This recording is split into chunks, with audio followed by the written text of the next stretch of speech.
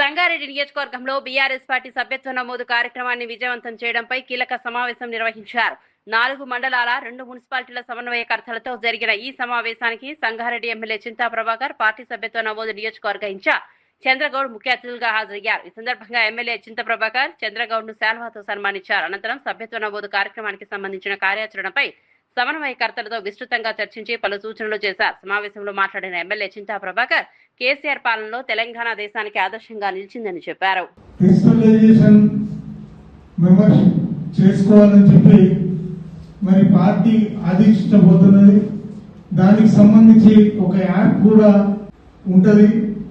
ఆ యాప్ లో ఒక కుటుంబానికి సంబంధించిన మనం పేరు దాంట్లో యాడ్ చేయగానే మొత్తం దాని ఫార్మెట్ మొత్తం వచ్చి దాని వివరాలన్నీ ఉంటాయి.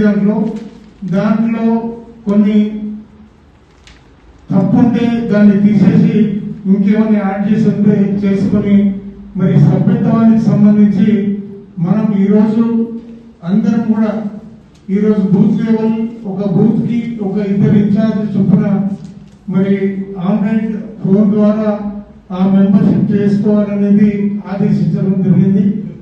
మరి రాబోయే రోజుల్లో అధికారం రావాలంటే మనమందరం కూడా ప్రతి ఒక్కరు కూడా కష్టపడి పనిచేయాల్సిన అవసరం ఉంటుంది. మరి అందుకను ఈ సభ్యత్వం కూడా చాలా ఉపయోగపడుతుంది.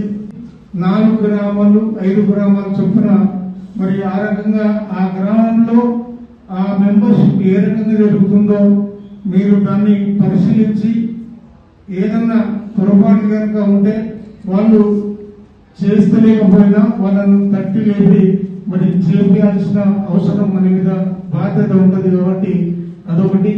కేసీఆర్ ఆదేశాన్ని మరి జిల్లాకు సంబంధించిన హరీష్ రావు గారి ఆదేశాన్ని శిరసా వహిస్తూ మరి హరీష్ అన్న కూడా మనందరికీ కంటికి రెప్పలాగా చూసుకునే మరి హరీష్ అన్న ఆయన గౌరవం కూడా మనం నిలుపుతో కాపాడాల్సిన అవసరం ఉంటుందని తెలియజేసుకుంటూ రాష్ట్రంలో జరిగిన సంక్షేమం కానీ అభివృద్ధి కానీ దేశానికి ఆదర్శంగా నిలిచింది.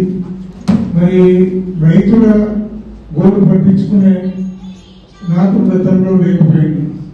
కానీ కేసీఆర్ గారు వచ్చినాక రైతు బాంధవుడిగా రైతులకు అన్ని రకాలుగా సంక్షేమం వారికి అందించి ప్రపంచంలో ఎక్కడ లేనట్టు విధంగా రైతు బంధు కానీ రైతు బీమా కానీ ఈరోజు రైతులకు చేసినటువంటి మేలు ఎప్పుడూ జరగలేదు.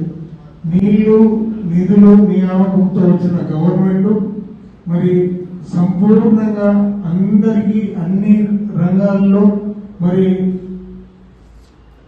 సంక్షేమంతో పాటు మరి అందరినీ ఆదుకున్నటువంటి ప్రభుత్వం మరి తెలంగాణ తొలి ముఖ్యమంత్రి కేసీఆర్ గారిదే అని చెప్పక తప్పదు.